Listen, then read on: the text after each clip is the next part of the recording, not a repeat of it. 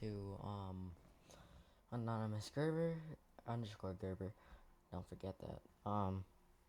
And today we're watching The Fat Electrician. This guy is, I heard that he's really good with stuff, or really good with stories because he's a veteran and all.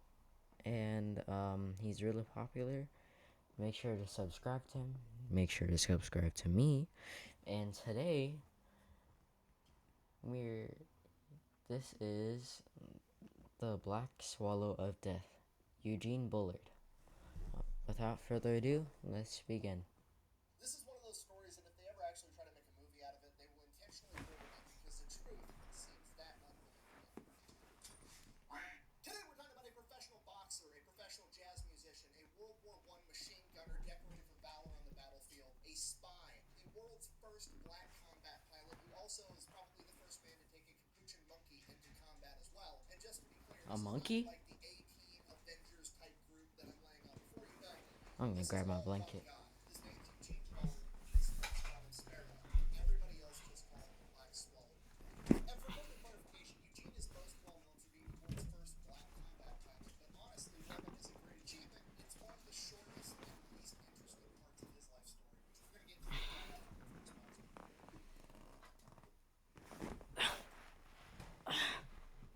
Oh, his sponsor. Let me skip this.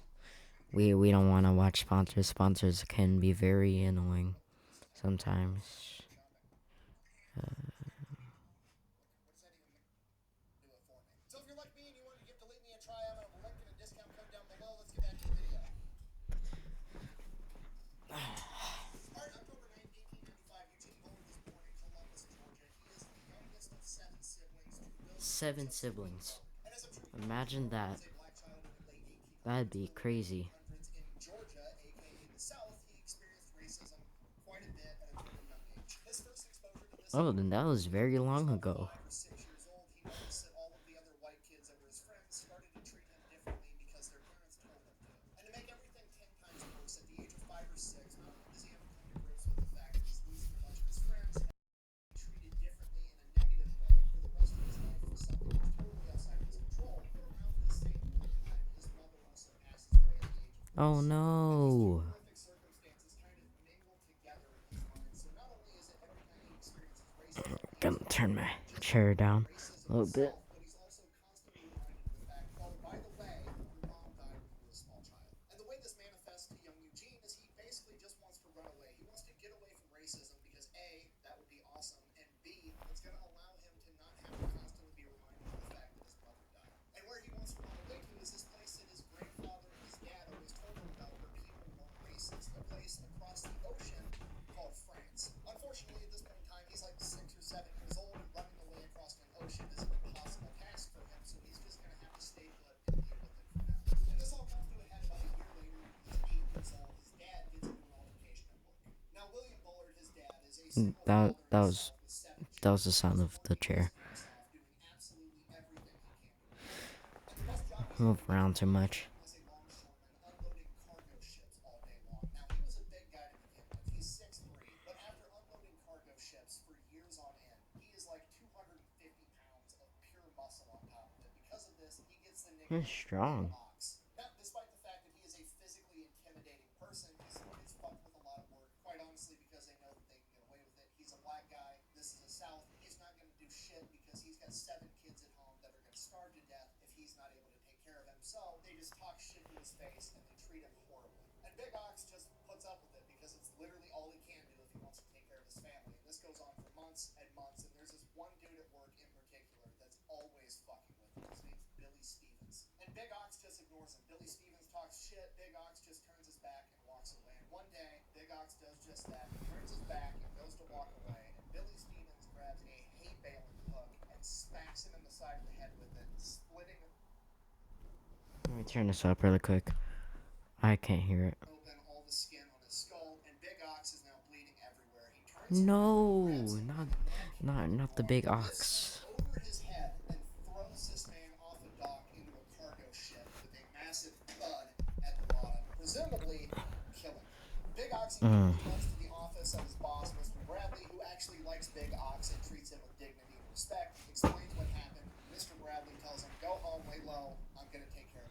That's a Once the nice kids boss. die, Bradley drags him in his office and tells him, hey, you're not going to tell anybody about this or you're never going to work in this town again. You deserve that. Shut the fuck up. But unfortunately, a bunch of other racist white guys that were working on the dock saw a black man attack a white man. And that night, they go out to the bar, they start drinking, and they come to the conclusion that they should go do something about it. So that night, while Big Ox is at home with his 7 kids, 2 cars pull up into the driveway. At which point, Big Ox tells his 7 kids, "Go hide under the bed and in the closet." Hopefully, he Grabs a doesn't double die. barrel shotgun, turns off all the lights, and points it A at the door, barrel where a bunch shotgun. of men are banging and It's screaming at the crazy. door and the windows, and he's just sitting there waiting in To case the they window, break to that the door wall. down. He's gonna have to fight whoever comes through it to save his kids. Literally one of the scariest situations a dad can be put in. And while that's going on, 8-year-old Eugene Bullard is hiding underneath a bed, horrified because now he's already lost his mom and he thinks he's going to lose his dad and he doesn't know what's going to happen to him when that happens. Luckily, all of the men banging on the door come to the conclusion that nobody's home and they end up leaving. However, this is the breaking point for Eugene. At this point, at 8 years old, he decides, I'm running away from home. So that's what he does. He runs away. But Big Ox tracks him down and drags him back home. So he runs away again. Big Ox tracks him down again and Whoa. brings him back home. And this goes on as an 8-year-old, a 9-year-old, a 10-year-old. Hey, I would give up half. You know what? Not even half. I'd give up an eighth But then, as a 12-year-old, he saves up his money, of a gets freaking $1.50 to buy a train ticket, runs away from home, of hops a on a freaking train to hour. Atlanta, and once he hits a big city, Big Ox isn't able to track him I down. just run back and end up getting lost and end up freaking Not really having a plan on what he do end if up he ever crying made it it this in. far. He doesn't know what to do next, so he's just looking for food Like and shelter I and I that can point him in the general direction of the ocean and how to get on a boat to cross it. And what I happens is he runs am into a group of gypsies known as the Stanley not tribe from Britain. And they end up good. telling I him, don't we're not from have. France, we're from I'm Britain. like a But coward. Britain's a lot like France. There's not as much racism as there is here in the South in America. You can hang out with us. We're going to be going back to Great Britain at some point, and we'll take you with us if you wanted to stay and hang out. So that's what he does. He lives with them for 6 months to a year, and what they were doing Runneth in thy America was they were taking pockets.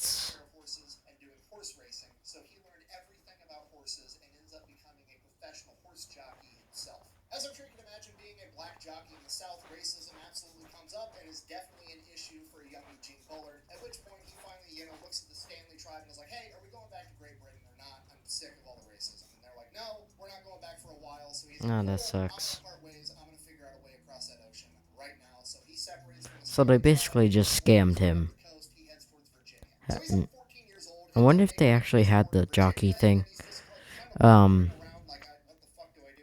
Or if he actually told them and they decided to use that and they used him and stayed there. Pick up those boxes. Help me load this shit. Come over here. And then he's like, cool. So he does it, and he just starts working. That's so He ironic. how he got a job as a longshoreman, and he does that for months. And then eventually he's like, you know what? I'm just gonna stow away on a ship. So he goes, hops on a cargo ship. No idea where that ship is going. The ship leaves port. Oh, sorry, I had to make sure that I was recording.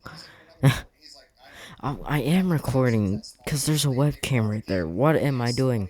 On the dock, like, hey, where are we? He's like, you're in Virginia. What are you doing, So Loco? he gets off the ship, goes around the port, finds the biggest ship in the port, thinking like, oh, if it's a big Okay, ship, we got it's Loco probably Reacts going all the way here. across the ocean, right? So he stows And away on that ship. Like a day into this what trip, are you doing? Stowaway, at which point all these German sailors, some of them speak English, some of them don't. The ones that are speaking English are like, hey, we recognize you from the dock. You were the kid that's loading all the ships. I mean, we can throw you in the brig, we can keep you as a prisoner and drop you off at the first port we hit. We have to drop you off at the first port regardless because you're a stowaway. But if you'd rather, you can just like work for us and we'll pay you and then we'll drop you off when we get there. And he's like, cool. Oh, that's nice. Works his ass off. Everybody on the crew ends up loving him. And because they're all German, Eugene actually ends up learning how to speak German.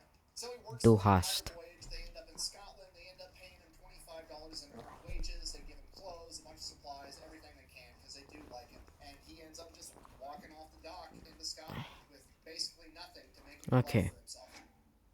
Go over there. Go over there. Now, Sorry. Scotland at this point in time, You're crushing my arm and I don't want you to fall.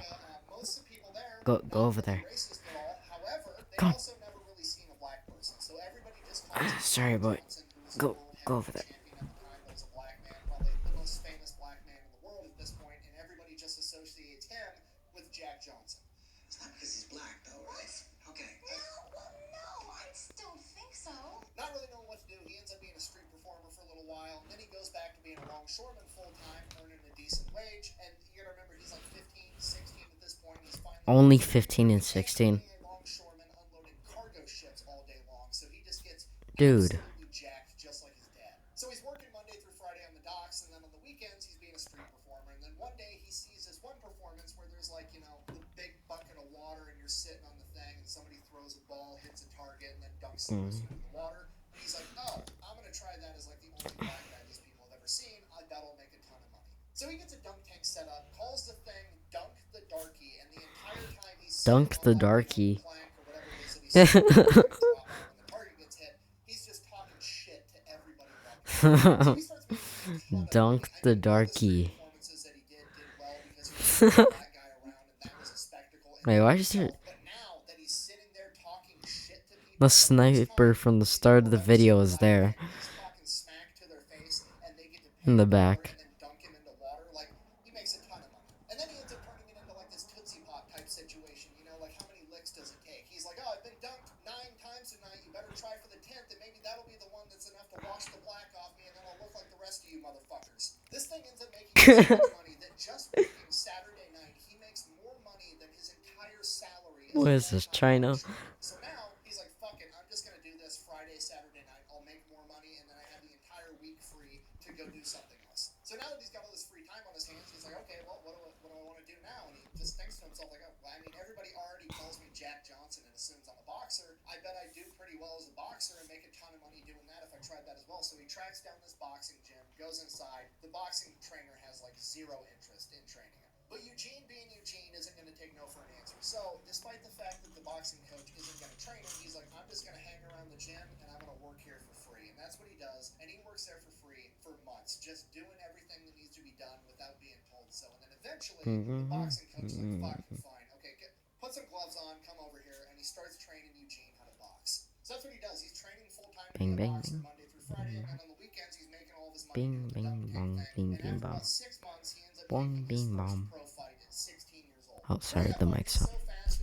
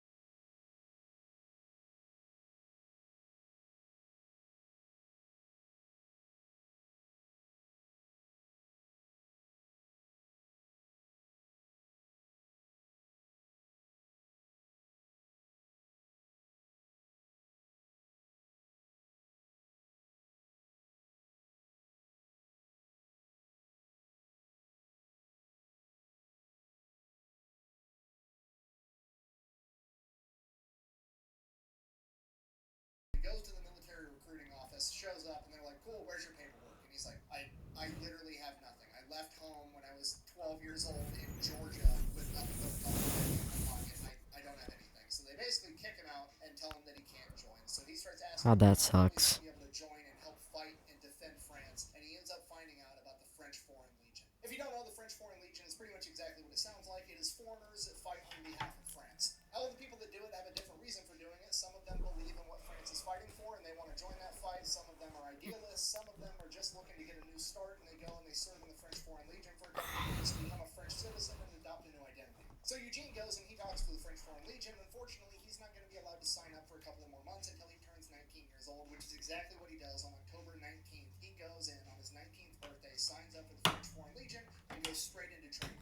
Now, the French Foreign Legion is pretty well known and very prestigious, and their training process and their qualification process is known to be extremely tough, and a lot of people don't make it through to become legionnaires. But at the end of the day, this is Eugene Bullard we're talking about, right? He was a professional horse jockey at the age of 12. He's been doing manual labor with grown men since he was 13, and he's been a pro boxer since he was 16 years old. There's nothing that this training is going to throw at him that he hasn't voluntarily done to himself already. So Bullard obviously absolutely crushes it, graduates top of his class, becomes a Legionnaire. And because he did so well in training, he gets rewarded by getting to carry the machine gun into battle. Honestly, it's just nice to know that all the other militaries across the planet do the same exact shit. Like, oh wow, you did a great job. Here's your reward. You get to carry the heavy gun. Also, as soon as we get into a firefight, everybody's gonna shoot at you first. But Eugene doesn't care. He's ready Yeah. to go off and fight for his new home, France. He's part of the 3rd Marching Corps of the French Legionnaires, and they receive orders to go to the I'd Western Front rather in the use a summer sniper in than November go up there 1914. So with they a take a machine marching group gun. and they reach the Western Front by early December. And according to legend,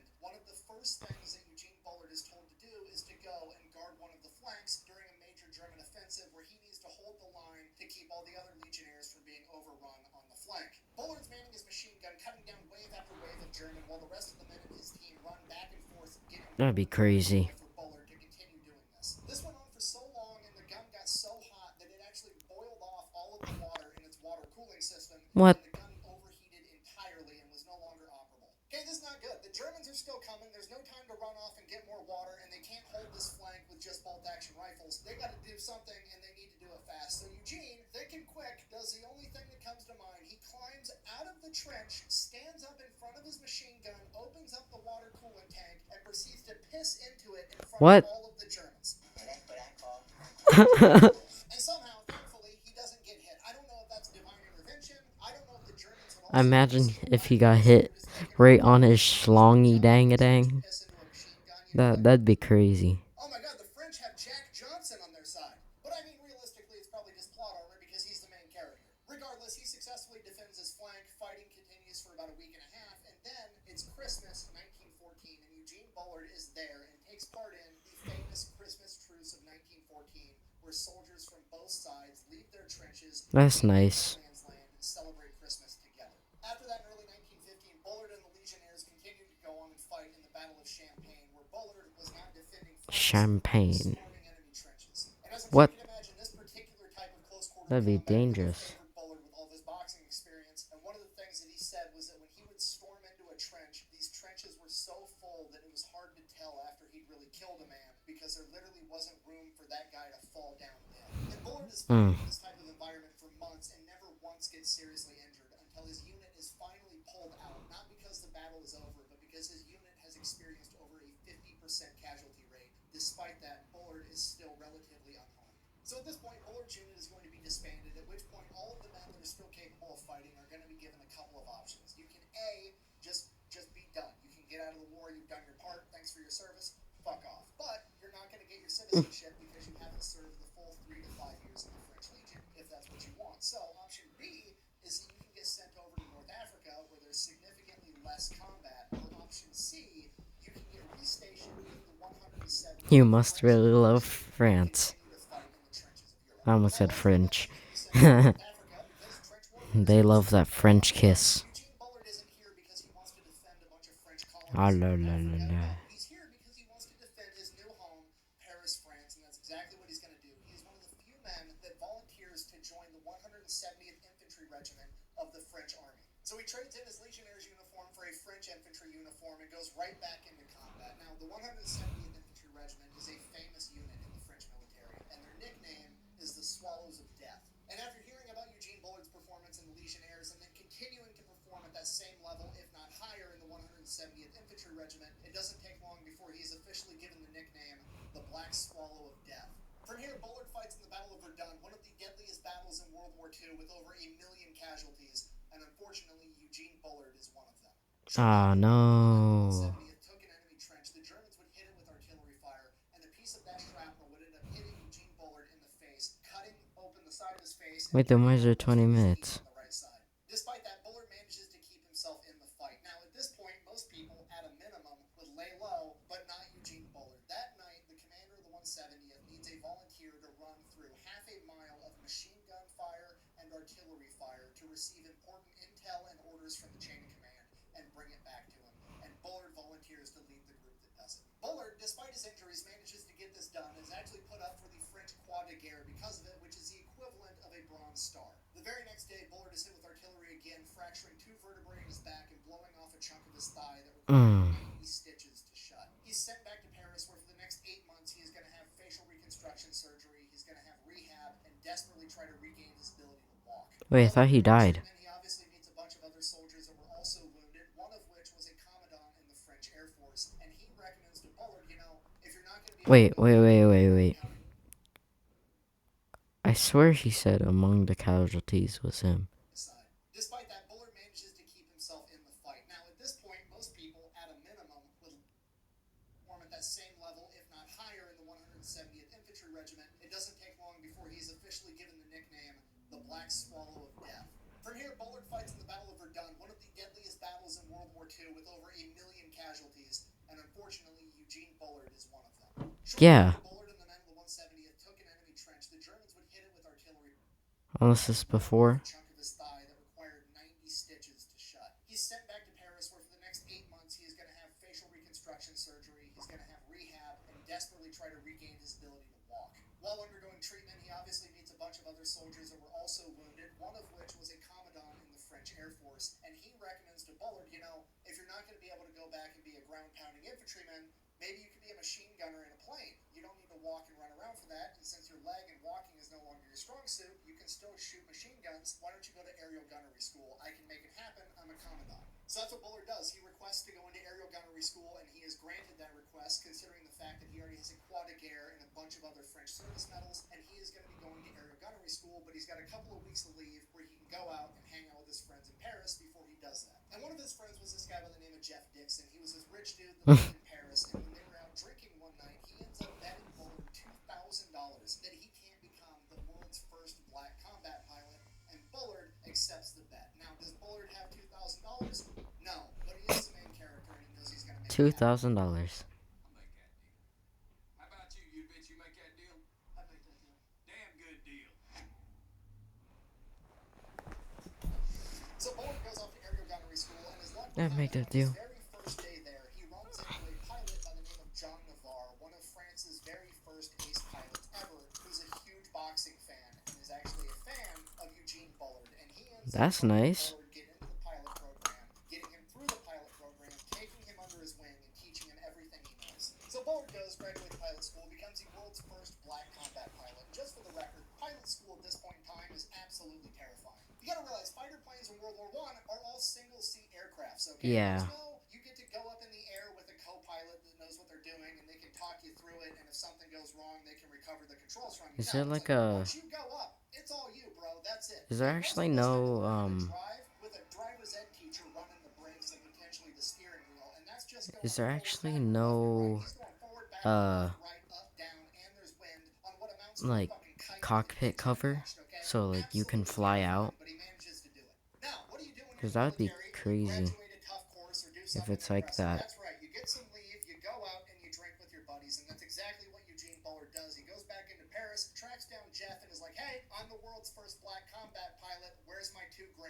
Jeff, man of his word, pays up. And this is my favorite part of the story, because now, according to legend, they go out on the town, they get absolutely hammered, and at some point, Bullard ends up winning a capuchin monkey in a game of dice. So you What? wake up the next morning, you've got like $1,800 in cash left, you've got a capuchin monkey. What do?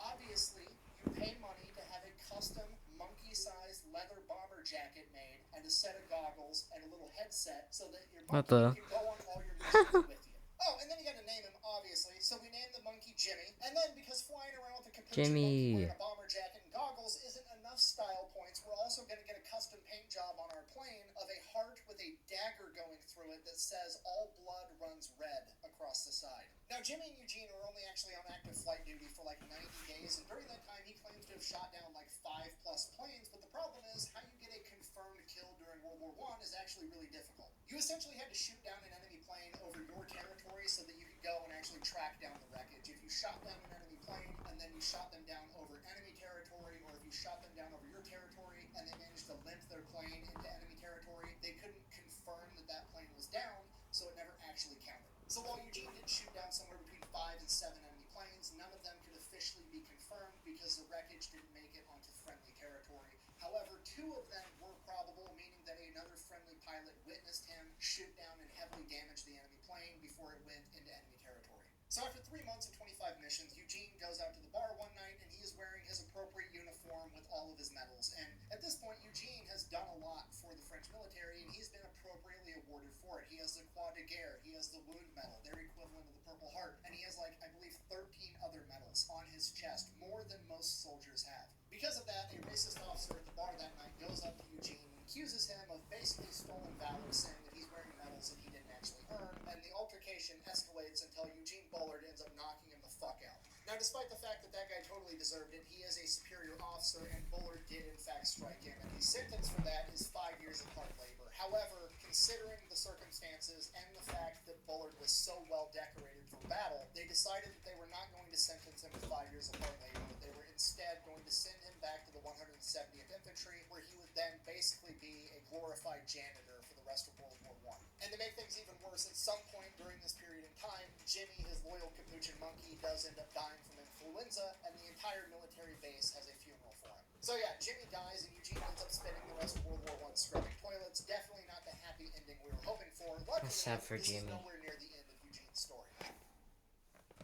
Kingpin, Chapter 6. So World War I comes to an end. Eugene gets released from service, not really knowing what to do next. He just goes back to pro boxing. Goes in there, has his first fight. His legs are still messed up. He can't move as quick or as fast as he used to. Despite that, he goes in there, knocks out his opponent, but he breaks his right hand in the process. And to make things worse, the promoter slips out the back door before he pays Bullard, so Bullard doesn't even get paid for this pro fight where he just broke his hand. So Bullard chases this promoter down the alley, chases him down, knocks him on the ground, roughs him up a little bit, takes his wad of cash out from his jacket, takes exactly the amount that Bullard was supposed to get paid, takes that for himself, and throws the rest of the money at the guy, and goes back home. So at this point, Bullard comes to grips with reality. He's not the young man he once was. He's got a messed up leg. He's got a messed up back from the war. On top of that, he just broke his hand. He's not going to be able to be a prize fighter for much longer, if at all. So he decides he's going to retire from pro boxing, and he decides his next thing is going to be teaching boxing. So he takes all of the money that he has saved up from the war, from that bet he won, from winning that prize fight, and he goes and he opens his own boxing gym.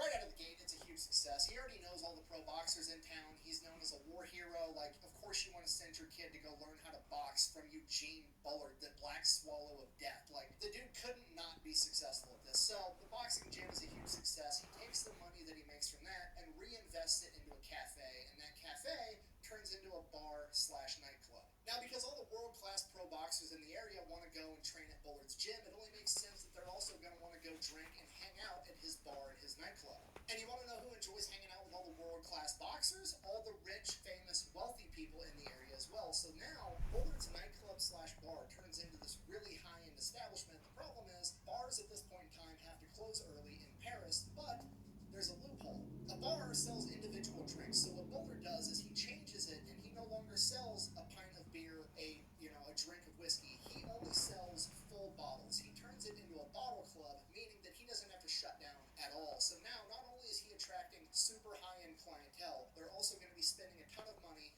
and he doesn't have to shut down early like everybody else. So Bullard's Bottle Club ends up being the place to hang out and party in Paris if you're rich, powerful, and famous. All the high-ranking military officers are going there. Bullard's buddies with all of them. Okay, Louis Armstrong performs it. It's Vegas. Friends with Eugene Basically Bullard. Vegas. Louis Armstrong, the famous jazz musician that sings "It's a Wonderful World." Josephine Baker performs at his club, who was like the it girl at this point in time. Okay, F. Scott Fitzgerald is his personal friend, the guy that wrote The Great Gatsby. Hemingway ends up hanging out there so much that he based a character off of Eugene Bullard. Okay, What the the? fact that most people have no idea who Eugene Bullard is, despite the fact that he's like one of the biggest main characters of all time, is Right. absolutely insane. Okay, not only are all the other main characters from all over the world There. flocking to his nightclub in Paris Good boy. to hang out with him, but people that are seemingly nobodies, that are just adjacent to him, somehow, seemingly through divine intervention, go on to also become humongous main characters. Because you want to know who the dishwasher is at Eugene Bullard's Bottle nightclub? It's fucking Langston Hughes. One of the most influential people of the 20th century is doing dishes in the back at Bullard's club. What the So crap? Bullard is like the pinnacle of social society in Paris at this point in time. Like, everybody wants to hang out at his nightclub. He's a war hero. Everybody knows who he is. So during this time, he also ends up falling in love and marrying a woman by the name of Marcel. And Marcel is basically this heiress to this super rich French family. So they end up dating for a while. They end up getting married. Everything's going great. They decide they're going to start having kids. She ends up giving birth to Bullard's son, who unfortunately passes away at 6 months old from pneumonia. This scars Bullard for the rest of his life. Despite that, they do end up trying to have more kids, and in 1924, they're lucky enough to have a daughter, Jacqueline, and again in 1927, they have another daughter, Lolita. And for Whoa. the next couple of years after that, he's living the dream. He's getting everything that he hoped that he was fighting for. He's getting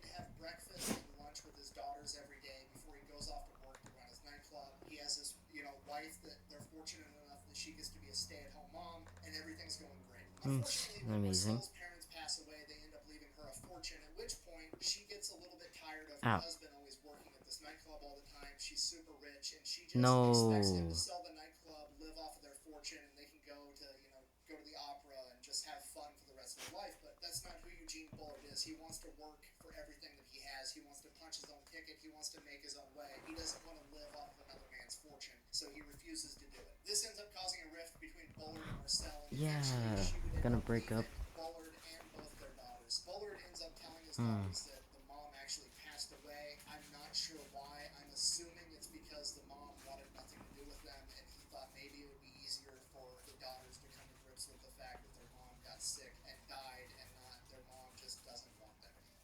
Regardless, Bullard now finds himself in the very same situation that his father was in, a single dad looking out for his kids in the world. And if that wasn't bad enough, as time goes on and we get further from World War I and closer to World War II, more and more travelers are coming into Paris. You have Americans that are coming back to the place that they had fought in World War I to visit, particularly a lot of white men from the South that think that they can act exactly how they act in, I don't know, Mississippi or Georgia at the time, and they think that they're going to be able to come over to Paris and fuck with anybody that happens to be black, particularly Eugene Bullard. And to be completely honest, it pretty much never works out for them. They all get their ass whooped by Eugene Bullard, and then the cops show up, and they're like, oh, wow, now the black guy's going to get arrested because he had the What the? audacity to hit a white man, and that is not the case because the cops show up, and they're like, oh, what's up, Eugene Bullard, kingpin of Paris that everybody loves? Is this another racist asshole that tried to beat you up because you're black? Yeah, cool. We'll arrest his ass. And this happens like damn near hundreds of times. That's crazy. There's another demographic of racist people coming into town, the Nazi Party, and he's not putting up with their bullshit either. Until he does.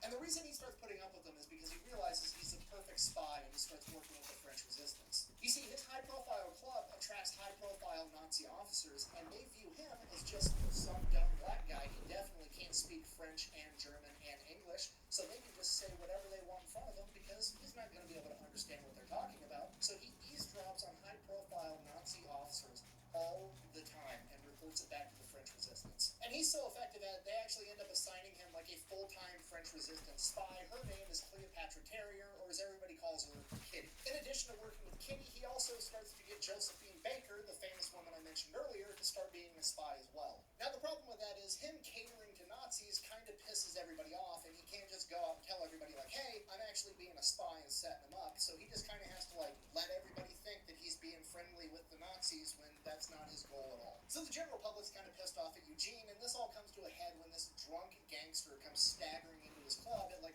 2 p.m. asking where Bullard is. So Eugene comes out from the back, and this gangster immediately shoots him in the stomach. Now Bullard, having just been shot, immediately collapses. No, I'm just kidding. The man has plot armor. He then proceeds to bum rush the guy, take the gun away from him, and then beat him unconscious and halfway to death the crap? with a bottle of booze before collapsing. So his partner Kitty and his employees end up getting him to the hospital, at which point the doctor examines him and basically says the bullet ricocheted around inside your intestines before exiting by your right hand. Oh. You're like 99% gonna die and start getting your affairs in order. Sepsis is gonna set in soon. Sorry. To which Bullard basically replied like, nah, I'm good, actually. I'm a very busy guy. I've got kids I got to take care of, employees, running a couple of businesses, being a spy. I'm too busy to die right now. Basically just wills himself to live after the doctor told him he's going to die, makes a full recovery, he's perfectly fine. Bring your punk ass over here, talk shit. You be spitting out teeth, bitch. Now, the gang that the shooter was a member of was actually hardcore anti-Nazi, and they were working with a branch of the French resistance. Go down. A different branch than what Bullard was working with. Good boy. So they had basically put a hit Come on, I already Bullard took you and out. had him killed because they thought he was a hardcore Nazi sympathizer. Yeah, Not realizing that they were in we the already same team played. the entire time, and the whole thing was just one big miscommunication. So Go the down. gang members I'll play with you after. They pay him off and beg him not to press charges. They give him a bunch of money, to make up for all the money that he lost by not being able to operate his club the entire time. At which point Bullard is like, okay, I guess. Oh, testing. He's running his businesses, he's being a spy, everything's going fine. Okay. One day from the French resistance, he gets word that, hey, the Germans they're kind of onto you. They don't know exactly who you are, but they do know that one of our top spies is a black dude that either runs or works in this nightclub, and he's like one of our top guys, which kind of narrows it down to you, so just be aware of that. But it's not really an issue because the Germans haven't invaded France until they do, and as soon as that happens, now it's a humongous fucking issue. So the Germans invade France. France. He basically has to board up all his businesses. It's impossible to run a business in France at this point in time. And at this point, he has two options. He either has to Go A, down. cut and run, flee to a different country, or B, Go down. at Wait, the wait, age of wait. 44, he has to go get a gun Go and down. fight the Germans. And this is Eugene Bullard, so he goes, tracks down the 170th Infantry Regiment, his old unit, and he's going to go fight with them. He takes a couple $100, gives the rest of his life savings to his partner Kitty, tells Kitty to watch after his girls until he comes back, and if he dies, get his girls somewhere safe. He loads up a 50-pound backpack with wine, cigarettes, and sardines, which is basically beef jerky, and heads off to the front line to link up with the 170th at the age of 44 years old. Age of 44. What a fucking gangster Eugene Bullard is. Like, the Germans attack, everybody else is fleeing. So the country. Kingpin His freaking knee-jerk spy. reactions, like, I need a big backpack, I need cigarettes, booze, canned meat, and money for more cigarettes. I'll find a gun along the way. Money I'm for gonna more fight these cigarettes. motherfuckers again, double or nothing. At the age of 44. So that's it. Bullard sets off. He's going to go rejoin the 170th and fight the Nazis. He gets about halfway there, and then suddenly all the people are headed the other direction, including a bunch of wounded soldiers. The 170th has been completely wiped out. So Bullard's like, okay, I'm going to turn around too. I'll head back to Paris, check on my kids. I'll find out where a different army unit is, and then I'll go join them. So he gets back to Paris. The Germans already have control of it, and it is under complete lockdown. He can't even get in there to check on his kids. Now, there's still pockets of resistance, so he starts asking around, finds out that there's a big unit right outside of Lyon, so he heads that way, ends up linking up with some of the soldiers there, at which point he's like, okay, I'm just going to join you guys. They're like, yeah, you're kind of old, you need to go talk to the major in charge. So they send him that way. He goes to the major, walks in, sure enough, it's a guy that he fought with at Verdun. This major immediately recognizes Bullard as the complete badass he was from World War I, immediately promotes him to sergeant and gives him control of a machine gun squad. He then sends him out to this smaller village outside of Lyon so that they can defend it. On their way there, they get ambushed by the Germans and they get hit with German 88 artillery fire, and it ends up killing 11 men, wounding 16, including Bullard. One of the shells lands about 10 feet from him. It launched him 40 feet through the air and smacked him 40 feet? shattering one of the vertebrae in his neck, breaking multiple ribs. How did he not die? Entire side, and obviously giving him a humongous concussion. He gets drug out by one of the medics. He comes to him in a hospital, at which point they're like, dude, we're going to get overrun by Nazis at any minute. You're a black American that's fought against them in World War I and World War II. If they catch you, they're going to kill you on the spot. You need to get out of here. So he grabs his stuff and just starts limping his way to Biarritz, where the American embassy is, so he can get a passport, hopefully get sent over to America, where he's going to be safe. He walks all through the night, gets about halfway there, and then in the morning there's Go- this field. go down. In this field, there's this soldier Okay, sitting you're coming up too on a much. bicycle, so he Please, pulls out. It's a please. French soldier, so he's like, hey, can I have breakfast with you? Can I hang out for a minute? I'm gonna sit Pl- here for a bit." please, you're scratching me. So he's like, yeah, sure. And he's like, do you have any food or water or anything? I'm starving. I'll trade you my bike. Whatever. So he ends up trading him a couple of cans of sardines for this bike, takes a nap, grabs his bike, rides it over to Biarritz, gets to the American embassy, okay.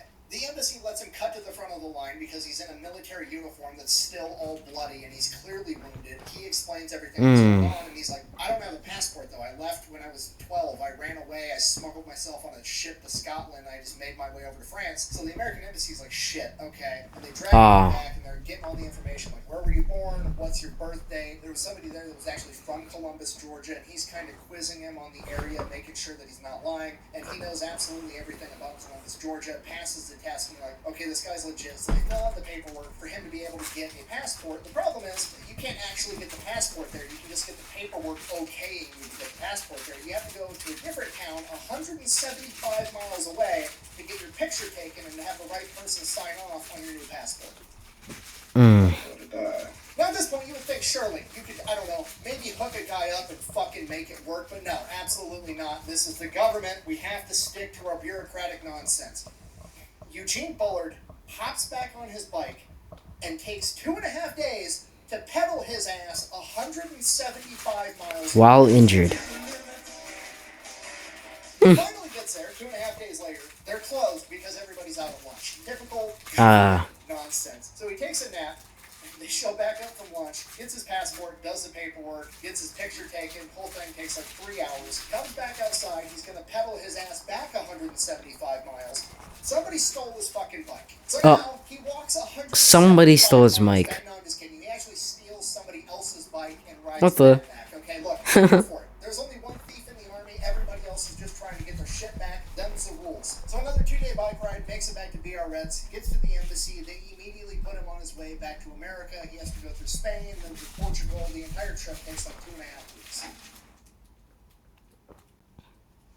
He winds up in New York City and immediately starts doing anything he can to make money and calling up any connection that he can possibly think of, desperately trying to figure out if his daughters are okay, and if they are, how he's going to get them back to America. And this goes on for months, just desperately trying to figure out how to get into contact with his daughters and potentially get them back home to America. And then he actually manages to get in contact with one of his old buddies, a guy that hung out at his club all the time, the ex-ambassador to France on the behalf of America, Mr. Bullitt, and he still works in the United States State Department.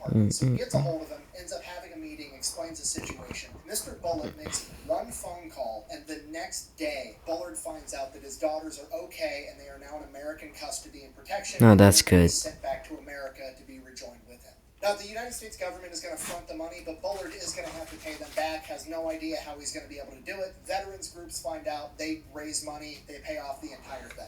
Bullard gets reunited with his daughters Jacqueline and Lolita, and they are now living in a 750 square foot apartment in Harlem, while Bullard goes back to being a longshoreman, doing anything he can to make money and raise his daughters. A couple of months go by, everything kind of stabilizes, they're getting used to their new environment, everything's starting to look good, so naturally, Bullard, being Bullard, goes to the recruiting office of every branch of the United States military, volunteering for service because he wants to go back and keep fighting the Nazis. They politely decline. So Bullard just keeps working, keeps raising his daughters. This goes on for years and years, and then eventually his daughters grow up, they get married, they move off and do their own thing, and he is now just in this apartment by himself. After World War II came to an end, he tried to reestablish his rights of ownership to his gin and his nightclub. Unfortunately, nothing ever came of it. He was at least able to get France to recognize his military service, so France was now paying him a military pension for being a veteran. So Bullard's just kind of working, doing his thing. Then the 1950s roll around, and one of his old buddies hits him up, a guy by the name of Louis Armstrong, one of the most famous. Oh, it's the guy again. He's like, hey, I'm in New York. I need a backup drummer. My guy's sick. Do you want to come out? I got to do some recordings. So Eugene Bullard is actually on recordings with Louis Armstrong being his drummer in like multiple songs. He's literally like the Black Forest guy. Like, he's done so much random, incredible shit, it doesn't even make sense. And by this point in time, Eugene's getting up there in age. He's really starting to feel all of his old war injuries. He can't keep being a longshoreman any longer. He needs to get a job that's a little bit easier on his body. So he ends up getting a job as an elevator operator at Rockefeller Center. The craziest part about this is nobody has any idea who Bullard is in America. They've never really talked about him. He's never really been in the press. He's like a legend over in France, but he's just a humble elevator operator in New York City here in America. And in 1954, the humble elevator operator is requested upon by the French government to fly over to France and to light the eternal flame at the tomb of the unknown French soldier,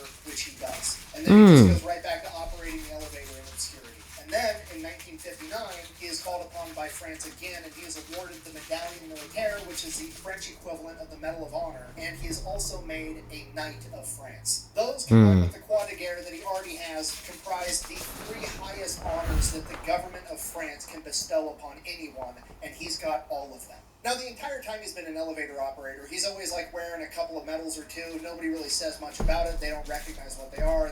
They're French medals. Why would anybody know that? And then he comes back and he's got, you know, the Legion of Honor, the medal that made him a knight, and he wears that to work one day, and there's this guy, his name's Dave Garroway. He's the host of the Today Show, a very, very popular show at the time. And he hops in the elevator with Gene again for probably the 1000th time. And for whatever reason on this day, Dave Garroway recognizes that medal. And he's like, Gene, what is that? And he's like, oh, it's the Legion of Honor. It was just awarded to me recently. And he's like, what? And Gene, just being Gene, is like, yeah, I fought in World War I and World War II. I was the first black combat pilot ever, you know, so just, I kind of have some medals. At which point Dave Garroway is like, do you want to get interviewed? Like, right now? And Bullard's like, I mean, I'm working. I have to find somebody to cover my shift. And he's like, I'll make a phone call. Trust me, you're fine. Just come on, get interviewed on live TV right now.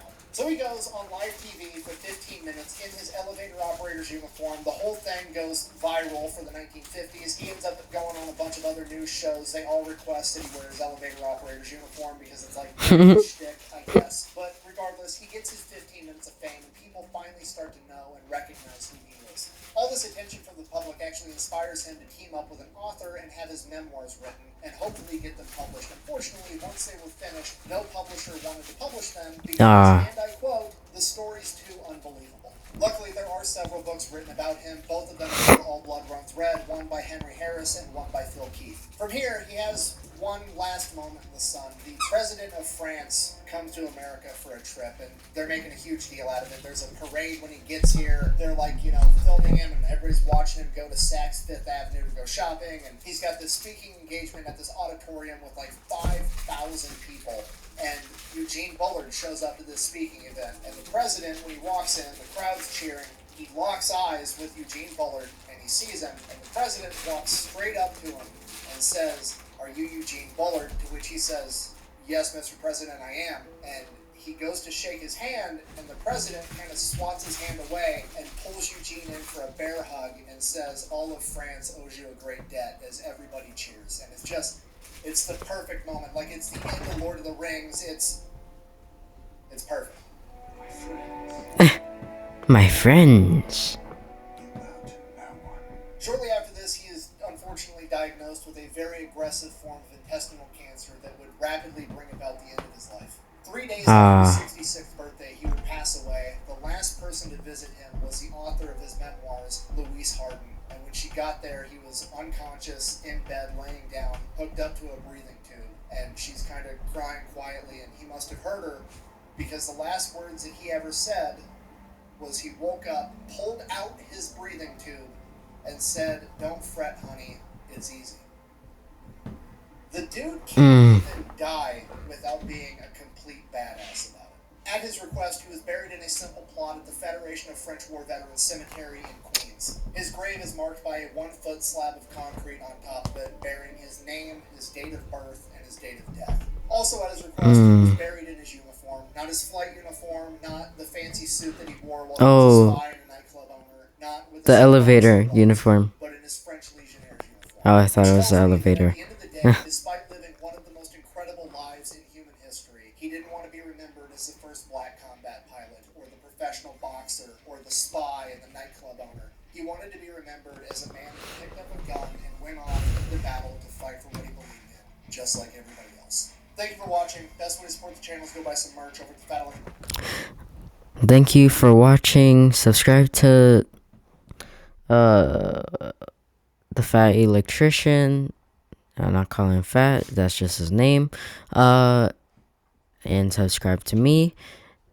Thank you for watching, and I'll see you on the next video. Goodbye.